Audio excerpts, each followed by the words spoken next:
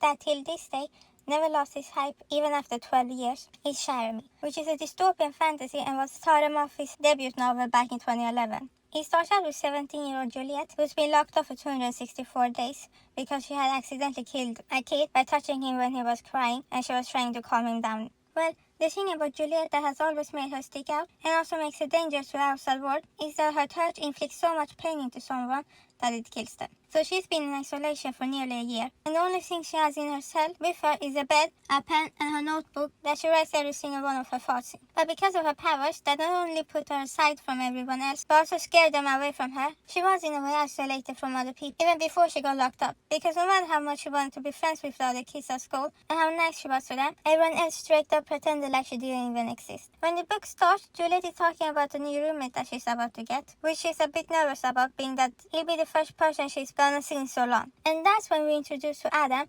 who's basically my least favorite character in the whole book. I mean, honestly, I get that he's her love interest in this book, but come on, the guy was an asshole from the get-go. He walked in there like he owned the place and stole her bed in the first 10 seconds of getting there. I mean, you gotta admit he deserved a punch for that. Poor girl ended up having to sleep on the ground all night. And the next day, when the cell doors opened for only a few minutes so that the prisoners could clean up, she drags Adam after her, showing him how to get around the showers quickly, being that it was dark and they basically had no time to take a real shower. And when they get back, seeing that she's freezing, he gives her bed back plus his own blanket, which some might say is cute. I say, you walked in here and stole my bed, so your blanket is the least you owe me. And later, it turns out that they both went to school together and that apparently she had a crush on him back then, even though really, they didn't even actually spend any time together. But being that Adam was an outcast as well, not for any specific reason though, he was just an unpopular kid at school. And he's like the only kid that was never mean to her. She can't start crushing on him, I guess. And look, I get it. Two kids who no one else wants to spend any time with, you kind of have something to bond over there. Though even then, they never even talked to each other, and they weren't friends. I get feeling a connection to a person, but wouldn't call that love. Not like Juliet later says that she's been in love with Adam since 8th grade. No, honestly, the girl just needed more human interactions. Later on, some guards come and forcefully get them, and by forcefully, I mean they beat the shit out of her. And when she gets up, that's when we are finally introduced to everyone's favorite character, Warner. So a little backtracking here. Basically, because of how climate change had affected the planet, there were some people that promised to fix all of the damage that had happened. Typical politician talk, am I right? Well, Warner is the son of the overall leader, and he's also the leader of Sector 45. So it turns out that he had his eyes on Juliet and had gotten her out of prison so that he could use her as a weapon to torture people with, which he obviously isn't a huge fan of. And guess what? Turns out that Adam, the guy who mysteriously became her roommate right before she was taken by Warner, is actually a soldier who Warner had sent in to observe her from close and get more information about her before he'd bring her to his HQ. Yeah, Adam's character isn't getting any better. From here on, it's kind of Warner trying to get to know Juliet and understanding her powers, while also forcefully getting her to use her powers, which she tries to refuse as much as she can. One of the times he wants to force her to use her powers, her in a room with a bunch of traps and a kid with a blindfold on, which basically forces her to touch the kid so that he wouldn't walk into his death. But she also quickly puts him aside so that she wouldn't kill him. But this incident enrages her so much that she ends up walking right through the wall to where Warner and some of his soldiers are, and she pins him to a wall, making it clear that she'll kill him if he ever puts her in a situation like that again. Which is where Warner tells them that he'll kill anyone who hurts her when all his soldiers point their guns at her, which I guess is one of Book Talk's favorite Shatter Me scenes. This is also when they learn that apparently Juliet also has super strength because of how she broke down the wall and walked right through it. At the same time while being there, Adam tells her how he can touch her without anything happening because apparently he had touched her face they were in the cell when she was having a nightmare. And this obviously brings her emotionally closer to Adam because he's apparently the only person who can touch her, which for someone like Juliet who's never been able to have any type of connection with anyone, especially not a physical one, is a pretty big deal. He also tells her that they could run away from Warner together, and that's when they start making a plan on how to get away from there. Fast forward to later on, when they finally manage to get away, but right before she's gonna jump out of the window, Warner manages to grab her foot, which is when they both realize that Warner can touch her without anything happening as well. She does get away though, and also decides to keep this new information to herself. And personally, I just love this because I don't like Adam, and he does make a huge fuss out of being the only one who can touch her. So yeah, I really enjoyed the fact that he's not, even though he doesn't know it yet.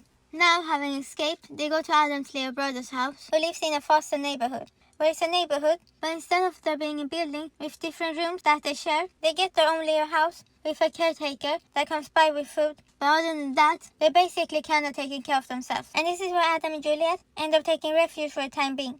While they're there, another well-beloved character shows up, and so this is where we really get to meet Kenji. While working for Warner, Adam and Kenji were semi-friends, and so Warner had unsuccessfully been trying to get information about where they could have gone. But eventually, Kenji manages to escape as well, and show up outside their door saying that he knows a real safe place they can get to where Warner will never find them. While trying to get to a safe place, Warner finds them, and because Adam doesn't want anything to happen to James, and because him and Juliet are the ones Warner really wants, they decide to split up. And when they get captured, Adam is taken away to pretty much be tortured and killed, and Warner takes Juliet away where everyone's other favorite scene comes up, which is when she shoots him with his own gun. After that, she finds Adam, who's badly hurt, and gets him to where Kenji and James are, and then they get to a safe place. The safe place Kenji took them to is called Omega Point and is the base for a revolution, which is a group of people who, just like Juliet, all have different powers and are fighting back against the government. And Kenji had taken them there because of how powerful Juliet was and how big of an asset she could be for them if she could get a good grip on her powers. At first, all she really cares about is how Adam is doing because he was in a really bad shape when they got there. But when he gets better and she sees that he's fine, she decides to really join the revolution. And the book ends with her getting a cool new suit and being ready to start her training there. Honestly, and not just because I don't like Adam, but I kind of think that for Juliet, it can't have honestly been that she liked him. Like 264 days is a long time to spend in isolation, and Adam being the first person she meets after so long, the fact that he can touch her, which is a big deal being that he's like the first real human contact she's had. And also all the talk and planning to run away, which is obviously what she wants. To me, this all adding up makes sense to why she have strong feelings or more of an attachment to him. But it really doesn't come off as any real feeling, and their past, like, come on, they barely even acknowledge each other back then. Even though I didn't really love this book that much, I do think it's one of those that's gonna get better further into the series. Which only makes sense because this book was more or less just setting a scene for a series.